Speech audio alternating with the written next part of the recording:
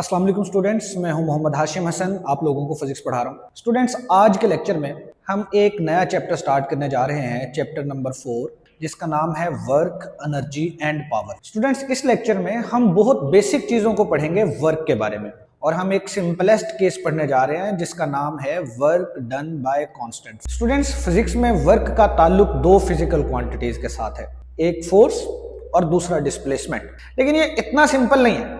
आप हमेशा फोर्स और डिस्प्लेसमेंट को मल्टीप्लाई करके वर्क डन नहीं कैलकुलेट करते। इसमें एंगल बिटवीन फोर्स और डिस्प्लेसमेंट भी मैटर करता है, और यही आज हम लोगों ने सीखना। अब सबसे पहले हम वर्क को डिफाइन करेंगे, work done by constant force. देखें, लेट्स सपोज हमारे पास एक बॉडी है जिसके ऊपर हम एक फोर्स लगा रहे हैं इस डायरेक्शन में। लेट्स सपोज कोई रस्सी बांधी हुई है, उसकी मदद से हम इस बॉडी को खींच रहे हैं। देखिए, फोर्स की डायरेक्शन ये है और ये body along the surface move करती हुई जा रही है, यानी डिस्प्लेसमेंट की ये डायरेक्शन है।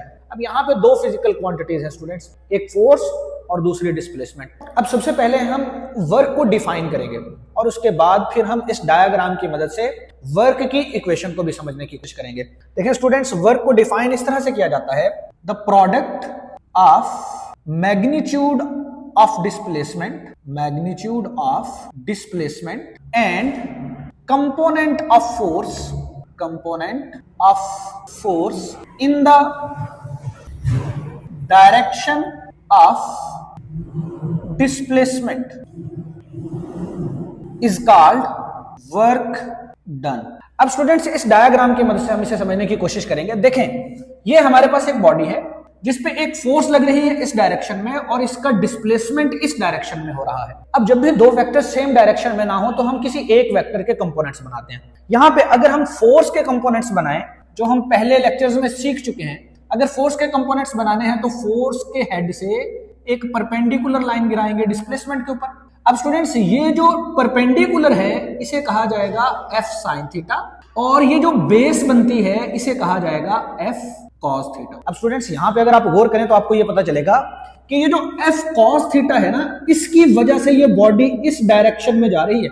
F sin थीटा तो इस बॉडी को ऊपर की तरफ उठाना चाहता है। तो फिर यहां पे फोर्स का वो कौन सा कंपोनेंट है जो बॉडी को मूव करवा रहा है डिस्प्लेसमेंट की डायरेक्शन में? Students, F cos theta. अब अगर आप वर्क की डेफिनेशन के मुताबिक फार्मूला बनाएं तो देखिए, फार्मूला इस तरह से बनेगा। वर्क को हम W से रिप्रेजेंट करते हैं। क्या डेफिनेशन है? The product of magnitude of displacement. Students, ये डिस्प्लेसमेंट का वेक्टर है और इसकी मैग्नीट्यूड हम लिख सकते हैं D, and component of force in the direction of displacement. देखिए स्टूडेंट्स, डिस्प्लेसमेंट की डायरेक्शन में फोर्स का कौन सा कंपोनेंट है? F cos theta. यहां पे आएगा F cos थीटा। इसका मतलब ये है स्टूडेंट्स कि इस केस के अंदर पूरी की पूरी फोर्स की वजह से वर्क नहीं हो रहा, बल्कि F cos थीटा की वजह से वर्क हो रहा है। F sin थीटा तो बॉडी को ऊपर उठाना चाहता है, F sin थीटा तो वर्क करना ही नहीं चाहता इस डायरेक्शन में। तो याद रखें, फोर्स का हमेशा वही कंपोनेंट इफेक्टिव होगा वर्क के लिए जो डिस्प्लेसमेंट की डायरेक्शन में हो। तो डिस्प्लेसमेंट की डायरेक्शन में F cos थीटा है। अब अगर इस फार्मूला को हम रीअरेंज करके लिखें तो हम लिख सकते हैं F D cos थीटा। अब स्टूडेंट, हम पढ़ के आए हैं कि A डॉट B इक्वल होता है AB cos थीटा के। AB cos थीटा इक्वल होता है A डॉट B के। तो फिर स्टूडेंट्स, FD cos थीटा किसके इक्वल होगा? FD cos थीटा इक्वल होगा F डॉट D के। तो यहां से हमें वर्क का एक और फार्मूला मिल गया, या एक और डेफिनेशन मिल गई। और क्या डेफिनेशन मिली है? द स्केलर प्रोडक्ट या dot product of force and displacement is called work done. तो फिर हम वर्क डन को इस तरह से भी डिफाइन कर सकते हैं, हम लिख सकते हैं द स्केलर प्रोडक्ट या dot product of force and displacement is called work done. और ये हमारे पास फार्मूला है W is equal to F dot D। अब स्टूडेंट्स, अगर आपसे पूछा जाए कि बताएं वर्क एक स्केलर क्वांटिटी है या वेक्टर क्वांटिटी है, वर्क की फिजिकल नेचर क्या है? तो देखें स्टूडेंट्स, जब भी दो वेक्टर्स का डॉट प्रोडक्ट हो तो जो नई फिजिकल क्वांटिटी होती है वो एक स्केलर क्वांटिटी होती है। तो याद रखें कि वर्क जो है ये एक स्केलर क्वांटिटी है, ये एक स्केलर क्वांटिटी है। अब इसके बाद नेक्स्ट पॉइंट ये है कि हमने इसका SI यूनिट बताना है। स्टूडेंट्स, वर्क का SI यूनिट वही होता है जो एनर्जी का है, और ये है जाउल। और आप सबको पता है कि अगर फार्मूला मौजूद हो तो यूनिट बनाना कोई मुश्किल काम नहीं है। वर्क की जगह पे अगर हम जाउल लिख रहे हैं तो फोर्स की जगह पे हम लिखेंगे न्यूटन और डिस्प्लेसमेंट की जगह पे हम लिखेंगे मीटर। इसका मतलब ये हुआ कि जाउल इक्वल है न्यूटन मीटर के। जाउल भी डिराइव्ड यूनिट है और न्यूटन मीटर भी डिराइव्ड यूनिट है। लेकिन हम जानते हैं स्टूडेंट्स कि न्यूटन किसके इक्वल होता है? न्यूटन इक्वल होता है किलोग्राम मीटर पर सेकंड स्क्वायर के। तो अगर इस न्यूटन की जगह पे हम किलोग्राम मीटर पर सेकंड स्क्वायर लिखें तो जाउल इक्वल बनेगा किलोग्राम। स्टूडेंट्स न्यूटन की जगह पे हम लिख रहे हैं किलोग्राम मीटर पर सेकंड स्क्वायर, लेकिन एक मीटर पहले से भी मौजूद है, तो ये मीटर और ये मीटर जब मल्टीप्लाई होंगे तो बन जाएगा किलोग्राम मीटर स्क्वायर पर सेकंड स्क्वायर। तो ये स्टूडेंट्स इसका बेस यूनिट है वर्क का। तो फिर याद रखना है कि किलोग्राम मीटर स्क्वायर पर सेकंड स्क्वायर ये वर्क का बेस यूनिट है। अब अगर हम डायमेंशंस बनाएं, डायमेंशनल फार्मूला बनाएं, तो आपको पता है डायमेंशनल फार्मूला लिखने के लिए कन्वेंशंस ये हैं कि स्क्वायर ब्रैकेट्स का इस्तेमाल किया जाता है। किलोग्राम यानी मैस की डायमेंशन होती है स्टूडेंट्स कैपिटल एम। मीटर यानी लेंथ की डायमेंशन होती है कैपिटल एल। मीटर का स्क्वायर है तो एल का भी स्क्वायर आएगा। उसके बाद सेकंड यानी टाइम की डायमेंशन होती है कैपिटल टी, और सेकंड की पावर -2 है तो टी की पावर भी -2 आएगी। अब स्टूडेंट शॉर्ट क्वेश्चन में आपसे पूछा जा सकता है कि वर्क का यूनिट जाउल तो है, लेकिन आप उस जाउल को डिफाइन किस तरह से करेंगे? तो देखें स्टूडेंट्स, अगर किसी बॉडी पे 1 न्यूटन की फोर्स लगे और उस 1 न्यूटन की फोर्स के लगने की वजह से बॉडी 1 मीटर का फासला ट्रेवल करे, 1 मीटर का डिस्प्लेसमेंट ट्रेवल करे, तो फिर हम कहेंगे कि यहां पे जो वर्क डन हुआ है वो 1 जाउल है। फार्मूला देखें क्या है? 1 joule is equal to 1 newton 1 metre.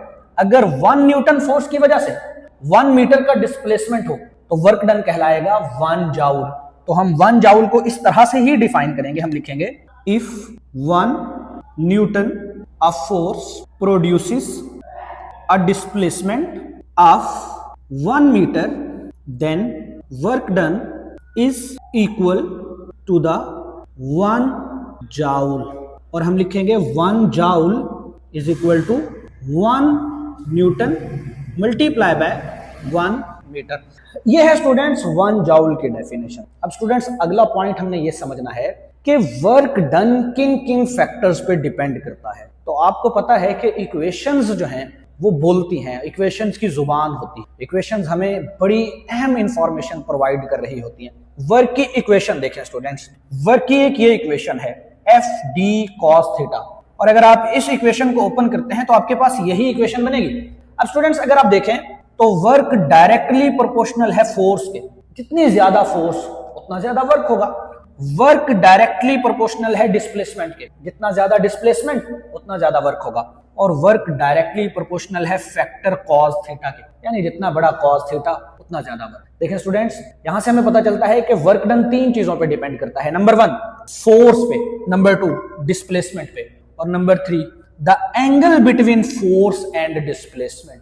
और अब इसको हम फर्दर एनालाइज करेंगे मुख्तलिफ एग्जांपल्स के साथ, और ये जितने भी पॉइंट्स अब हम डिस्कस करेंगे ये बहुत अहम होंगे एमसीक्यू पॉइंट ऑफ व्यू से। पहला पॉइंट हम समझते हैं। पहला पॉइंट ये है कि अगर आप किसी बॉडी पे फोर्स अप्लाई कर रहे हैं लेकिन उस फोर्स की वजह से कोई डिस्प्लेसमेंट नहीं हो रहा, यानी बॉडी रेस्ट पे ही रहती है। जैसे यहां पे मैंने लिखा हुआ है कि अगर डिस्प्लेसमेंट की वैल्यू 0 हो तो फिर वर्क डन कितना होगा? देखें स्टूडेंट्स, वर्क का फॉर्मूला क्या है? W is equal to F D cos theta. अब आप यहां पे अगर D की जगह पे 0 पुट कर दें तो वर्क की वैल्यू 0 आएगी। इसका मतलब ये हुआ कि आप किसी बॉडी पे जितनी मर्जी फोर्स अप्लाई करें लेकिन अगर डिस्प्लेसमेंट ट्रेवल नहीं हो रहा तो वर्क डन की वैल्यू 0 होगी। फिजिक्स में वो वर्क नहीं होगा।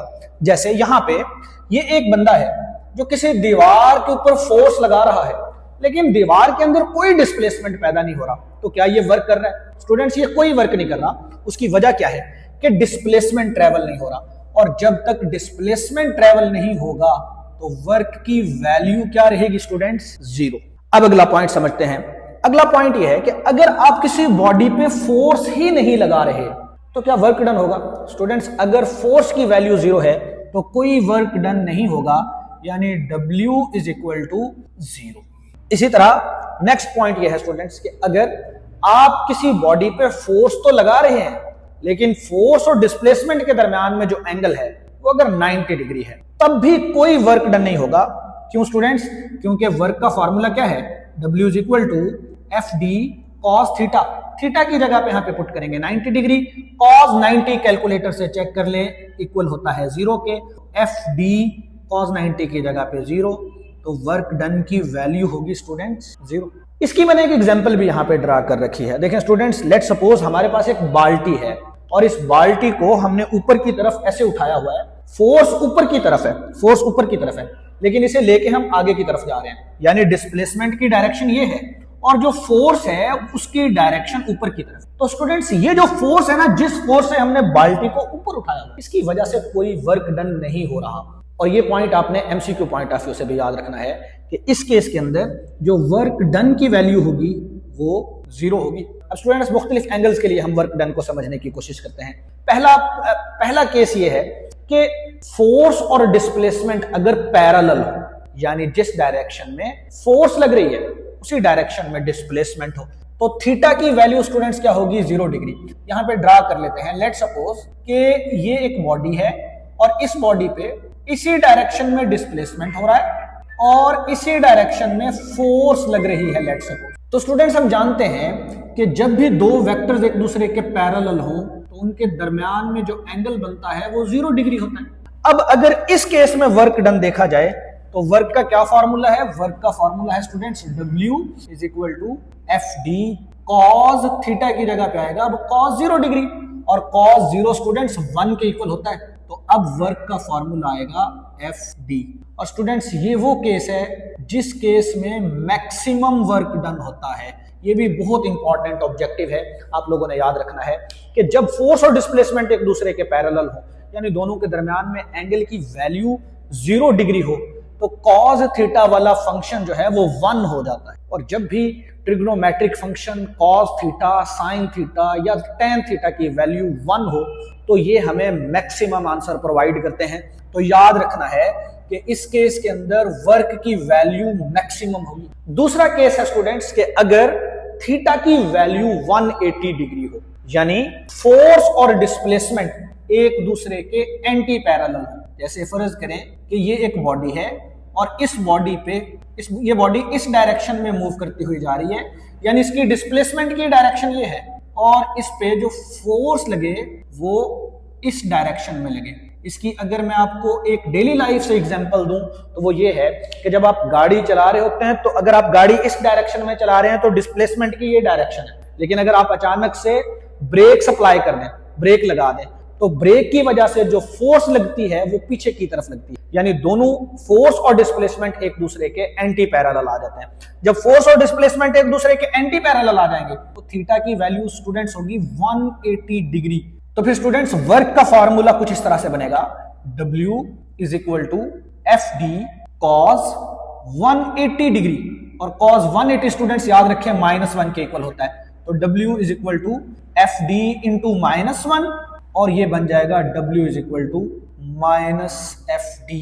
अब एक बात समझ लें, ये था maximum work done F D, और ये है एफ डी, तो इसे आप बोलेंगे स्टूडेंट्स नेगेटिव मैक्सिमम वर्क। तो ये आप लोगों ने याद रखना है कि ये है नेगेटिव मैक्सिमम वर्क। तो जब भी फोर्स और डिस्प्लेसमेंट एक दूसरे के ऑपोजिट होंगे तो उस केस में जो वर्क डन होगा वो मैक्सिमम होगा, लेकिन नेगेटिव में। आप इसको मिनिमम वर्क डन भी कह सकते हैं। अब इसके बाद अगला पॉइंट है कि अगर थीटा की वैल्यू 90 डिग्री से कम हो, यानी फोर्स और डिस्प्लेसमेंट के दरमियान में जो एंगल है वो 0 डिग्री से लेके 89 डिग्री तक हो, तो आप बेशक कैलकुलेटर उठा के देख लें, कॉस थीटा में आप थीटा की वैल्यू 0 से लेके और 89 तक पुट करके देखें तो आपको पॉजिटिव नंबर्स मिलेंगे।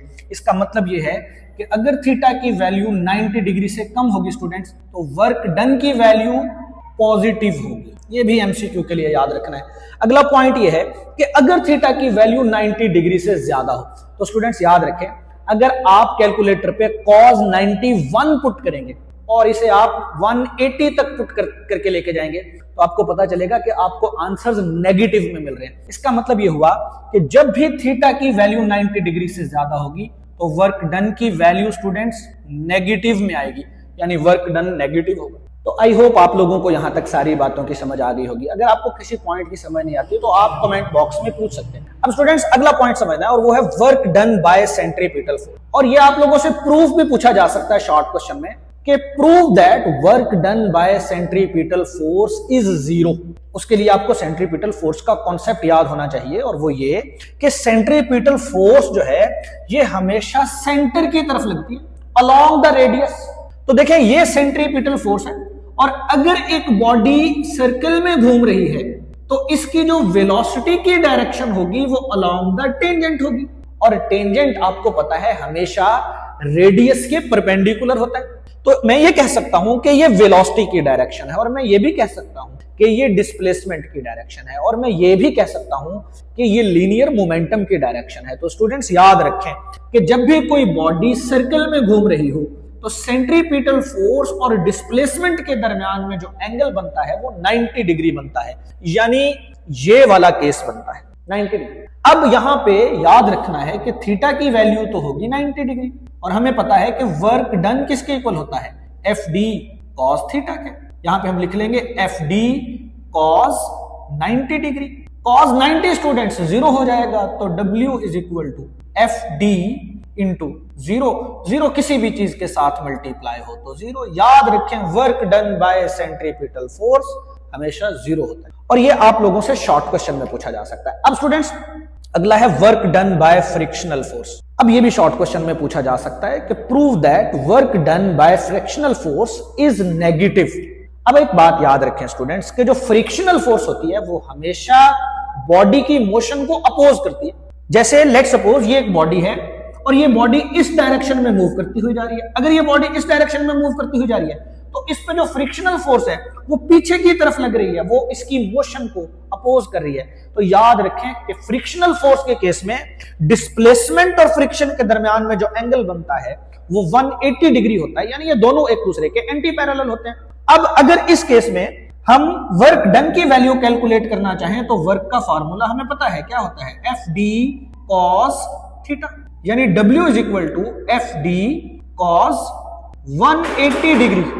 और स्टूडेंट्स cos 180 इक्वल होता है -1 के, तो एफ डी इंटू -1 और वर्क का फॉर्मूला बनेगा -एफ डी। कि work done by frictional force हमेशा नेगेटिव हो, और ये आपसे अगर प्रूफ मांग लिया जाए शॉर्ट क्वेश्चन में तो आपने इसी तरह से। अब स्टूडेंट्स ये जो टॉपिक हम पढ़ रहे हैं ना ये है work done by constant force, यानी फोर्स की वैल्यू चेंज नहीं हो रही। एक बात आप लोगों ने याद रखी कि ये जो वर्क के फार्मूलाज है ना, ये वर्क का जो फार्मूला है, ये वर्क का जो फार्मूला है, ये सारे फार्मूला सिर्फ तब एप्लीकेबल हैं जब फोर्स की वैल्यू चेंज नहीं हो रही, यानी जब फोर्स की वैल्यू कांस्टेंट है। इसे आगे जाके भी डिस्कस करेंगे। अब स्टूडेंट्स यहां पे चूंकि फोर्स की वैल्यू कांस्टेंट है तो ये पॉइंट आपने अपने जहन में रखना है। अगर हम फोर्स और डिस्प्लेसमेंट का ग्राफ बनाएं, यानी वाई एक्सिस पे हम फोर्स को ले लें और एक्स एक्सिस पे हम डिस्प्लेसमेंट को ले लें, तो ये जो ग्राफ है ये कहलाएगा force displacement graph.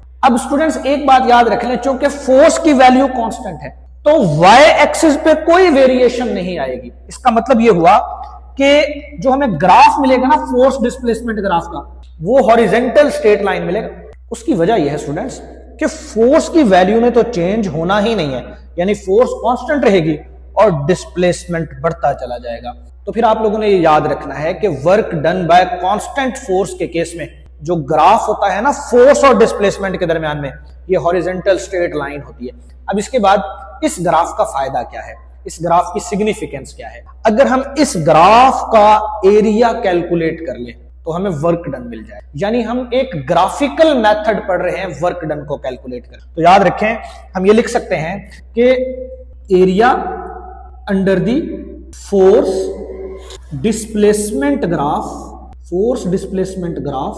Is equal to the work done. अब एरिया अंडर द ग्राफ से क्या मुराद है स्टूडेंट्स, देखें अगर एरिया अंडर द ग्राफ देखें तो ये है वो एरिया जो इस ग्राफ के अंडर बनता है, ये है वो एरिया। और आपको नजर आ रहा होगा कि ये तो एक रेक्टेंगल है तो फिर अगर हमने वर्क डन कैलकुलेट करना है तो बेसिकली हमने इस रेक्टेंगल का एरिया कैलकुलेट करना है। और हमें पता है कि रेक्टेंगल का एरिया कैसे कैलकुलेट किया जाता है स्टूडेंट्स, लेंथ को और विड्थ को मल्टीप्लाई कर दें या हाइट को और बेस को मल्टीप्लाई कर दें, एक ही बात है।